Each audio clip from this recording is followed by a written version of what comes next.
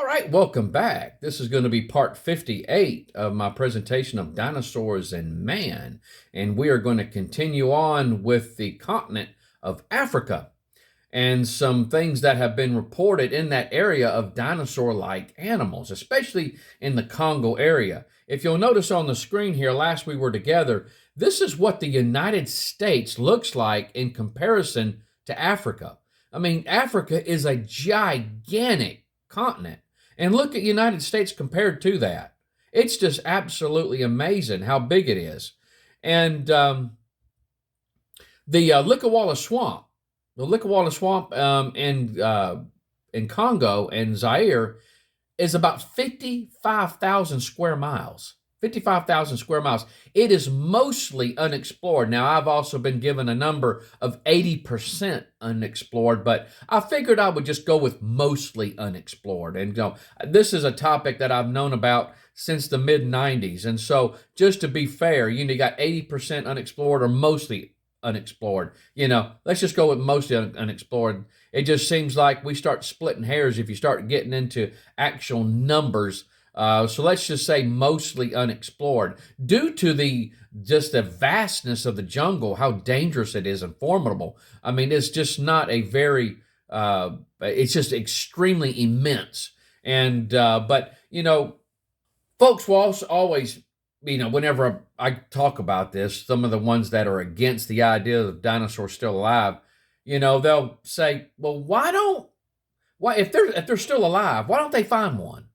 Why don't they just go take a picture of one? It's like, going to the zoo or something, take a picture of an animal. Why don't they just go out there and find one? There's deer that live around my house. And I tell you, whenever I see one, my jaw still drops open just to see them out there, to imagine such a large animal living around a neighborhood. But I've seen them, several of them at one time. Even upwards of a dozen, can sometimes be in the street. And it's just amazing that such a large animal or a large herd of those animals can be alive, but we see them. I can take a picture of them. I've videoed them before in my backyard. And so folks tend to have that type of idea when it comes to this topic. Why don't they just go out there and sit in one place and like on a deer stand and just take a picture of one when it walks by? So that's what they get. That's what they think of. And so, but I need to give you a little visualization of exactly what type of task that is. It's not as easy as what you may seem. If you notice on the screen here, I'm going to use our state that I live in. I live in North Carolina. And so now North Carolina is 53,821 square miles. That's the total square miles of North Carolina, 53,821. Now, the swamp that these sightings have been in is 1,179 miles larger. Larger, okay? Now, they might be able to drive in certain parts of the Congo. I don't know. I've never been there. But you can imagine North Carolina there as being a great big swampy type area. Here and there, you may have water in some areas, larger amounts of water in certain areas than other areas, but it's a big forested area, dense forest. And you can only go and you can only travel about, I have actually, from what I understand, in some areas it's so thick you can only go about a mile a day. I mean, we're talking extremely dense, dangerous forest with all types of creatures, all types of insects. And it's just, and then you got the pygmies and stuff, that don't know white man that good. And you got somebody traversing in their jungles in their area. I've heard that some of them can be quite dangerous. And so some of the natives that live in that region. And so, but if you can imagine, you're in the state of North Carolina and you're going to have to go on foot. And you only got a certain amount of time. Unless you're living out there and you don't know where to look, you got an idea about maybe a certain generalized area that you can look, but that animal lives there. It knows the area and stuff, and you don't. And so then you're going to go out there and you're going to try to take a photograph or see something or try to shoot it or capture it or whatever, and you're on foot. And so, and you can only go about a mile a day in some areas. And so now I want you to go out there and let's just say North Carolina here. Let's say North Carolina, you got this one that's just almost a little under 1,200 miles smaller than the Congo swamp area. And I want you to try and find an elephant and photograph one. And there's you don't know how many they are, but I want you to try to find one and take a picture of one. And so, guys, and that gives you the idea of how hard it is. Now, I have actually talked to people that were missionaries over in Africa, and sometimes elephants can be right near you and you won't even know it. You won't even know it. They can be, even though these things are really big, they can be super quiet, and they can stand really close to where you're at and you won't even know they're there. And so it's absolutely amazing how still they can be. And so, that gives you kind of and I hope that's a good visual aid to help let you see just how hard it is. And so, and Roy Mackal in his book talks about just the immense jungles and how hard it is to even try to research a certain area. A lot of times they run out of whatever their visas are. They have to go back home. They're only given a certain amount of time. And so, but if you'll notice on the screen here, this is what Africa looks like at nighttime. And so, when you think that, don't think of Africa like you would think a metropolitan area. I mean, we're talking about a large part of it is not modernized. And so, but can you imagine, notice where that circle is in that general area, and you can see how it's really not far-fetched, guys, to think that there could be a possibility of dinosaurs still alive or animals that we don't even yet know exist. And so, very, very, very intriguing indeed. But there have been reporting sightings of what appear to be dinosaurs still alive since the latter 1700s. The latter 1700s. And you got to think, 1700s, all right, you got to think they weren't even using the term dinosaur back then. The word dinosaur wasn't even invented or coined until around sometime between 1840 and 1842. That's the dates that I've been given. The most popular dates is 1840 or 1841. But these three dates here is what I have learned through the literature and studying this topic. And so, but it was actually, from what I understand, Sir Richard Owen, who was an English anatomist, and he was a creationist. And so, but he actually coined the term. And so, but at any rate, I actually have a dictionary from 1873. And believe it or not, guys, it still did not have the word dinosaur in it. Even though that it was coined back in 1840, between 1840 and 1842, they had not put it in the Webster's Dictionary, at least at 1873. And this is a dictionary that I actually own. I own this thing. And so it took me a while to find one, but I actually got one. The thing's falling apart, but it is a great, big, thick book.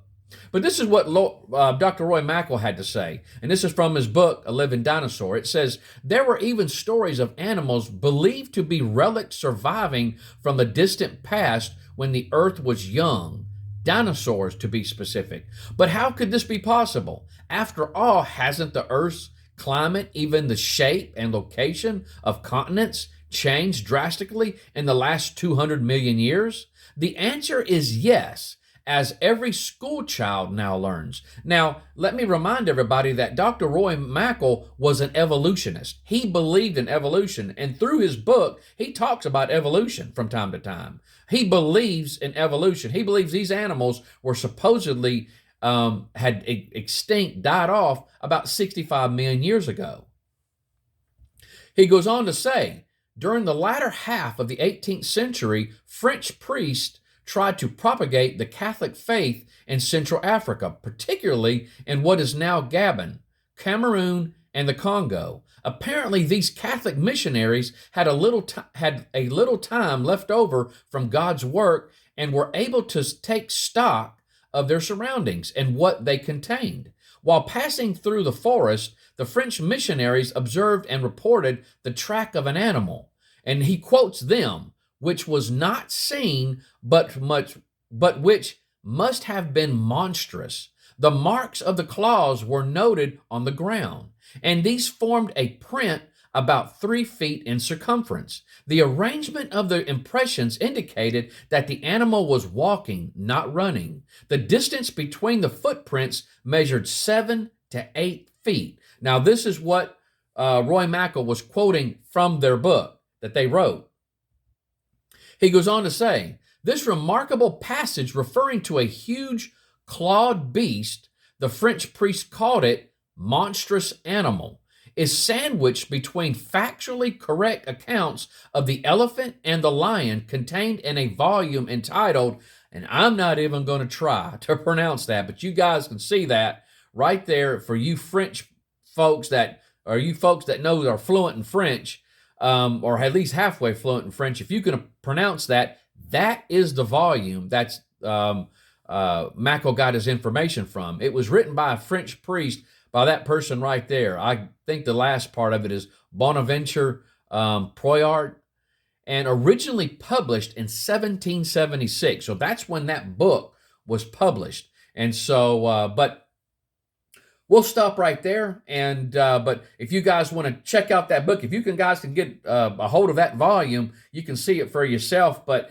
that was the information. It was that information there that got Mackal interested in taking his expedition to Africa. Now listen, Roy Mackal was an evolutionist. He was an evolutionist. And so I don't know if he was a Christian. He doesn't say it in the book, at least. He does quote from scripture about behemoth, but he was an evolutionist, guys. And so, but he had enough open-mindedness to think, hey, listen, maybe there's something to this and we need to check this out. I tell you what, even though he's an evolutionist and we believe differently about how the dinosaurs got here, I will say one thing, I can respect that. I can respect that man and that type of thinking. And it's just sad, though, you don't see that.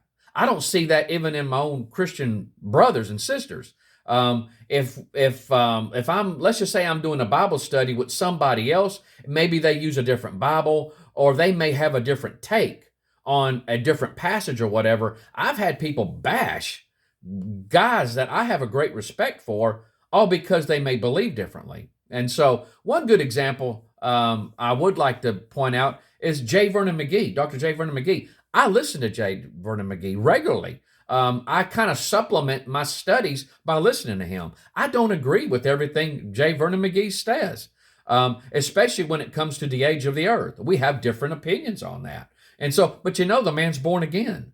And there's other passages in scripture I don't necessarily believe, but then again, maybe I'm wrong and he's right. And so, but we don't agree on that. And so, but J. Vernon McGee is with the Lord. And so, but that's the thing that hurts good research and good studying. Whenever you take a person, if you disagree with them because maybe they believe a certain thing or they use a different type of Bible than maybe what you use, you throw them out. And so anything that they say you don't agree with, and you guys can't learn anything from each other because you may have a disagreement on something. And so I think it's childlike. But I've seen it over and over, guys. I've seen it, especially with me being in the creation thing. I will have people in certain circles, Bible circles or Christian circles, even bash what I do because of maybe somebody else in the creation ministry may have said or done something that is negative or bad, or may have gotten in trouble for something. And so they throw it all out. And so I've seen that. I've actually been a victim of that. And so, but at any rate, guys, I just want to let all my people know that I get a lot of my material not only from Christian sources, but also secular sources, which has no religious affiliation at all. Good material, good research was done, even though they come to the wrong conclusion. The research is amazing. And you're going to see some of that. And so, but at any rate, guys, I love you. I hope the Lord blesses you real good, and y'all have a great day. Bye-bye.